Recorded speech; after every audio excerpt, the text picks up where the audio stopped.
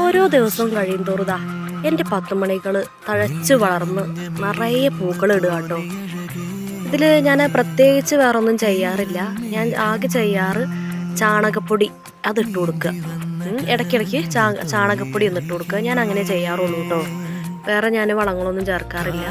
നടുമ്പോൾ നമ്മൾ ചാണകപ്പൊടിയും വേപ്പൻ പിണ്ണാക്ക് പിന്നെ ചകിരിച്ചോറ് അതുപോലെ മണ്ണ് അതൊക്കെ കൂടി നടുക. അത് കഴിഞ്ഞ് വളർന്ന് കഴിയുമ്പോൾ പിന്നെ ഞാൻ ചിലപ്പോൾ പച്ചച്ചാണകം എടുത്തിട്ട് നമ്മൾ കലക്കി വെച്ച് ഒരാഴ്ച കഴിയുമ്പോൾ ഒക്കെ അല്ലെങ്കിൽ 2-3-4 ദിവസം കഴിയുമ്പോൾ അതിൻ്റെ തെളി ഒഴിച്ചു കൊടുക്കുക.